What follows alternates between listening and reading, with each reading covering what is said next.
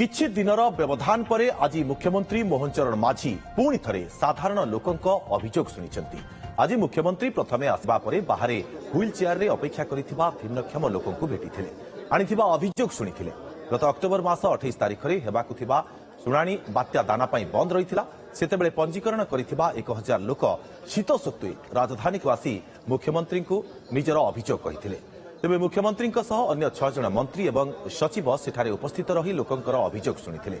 स्वास्थ्य मंत्री कहिसंती पूर्व सरकार जणे बाबू केवल लोकंक अभियोग शुणिबा कथा कही प्रहसन करुथिले, मात्र आम सरकार रे मुख्यमंत्री निजे लोकंक अभियोग शुणिबा पई आसुछंती। तेणे एने बीजेडी पक्षरु काहारी प्रतिक्रिया मिली पारेनी।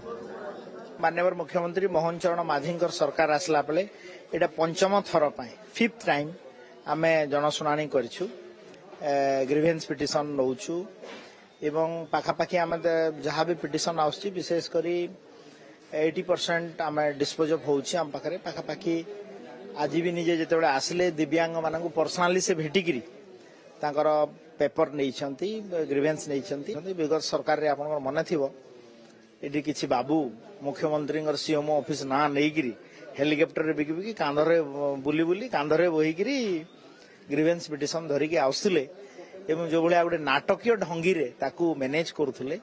मैनेज तो कहबी नहीं, लोक पाक जाई खाली भुआ बोलुले, किंतु आम सरकार लोकंकर सरकार मोहन माझी होचंती लोकंकर मुख्यमंत्री एवं निश्चित भाव में एभलिया आपण देखुथि लोक केते आशा विश्वास नहीं आउछंती एवं तांकर प्रॉब्लम गुडा मते सॉर्ट आउट होउछि। पुराना सरकार दे दे का रिपोर्ट माने दरखास्त दे दे का हालिया गलु कागज पत्र कलम सरीगला पछके हेले दरखास्तर अभियोग को शुणाणी हेला नाही। से कहले जो अभियोग तमे देछ सब शुणा जीवो, सब किछि करा जीवो। मु ऑनलाइन ट्रांसफर पे अप्लाई करथली घर पाखु बारिपदा को हवा पे तर हेला नहीं से मुई ताने चलिया पे असुविधा होई, दरमा भी होनी, गुडो ताने इठु कटि जाईची।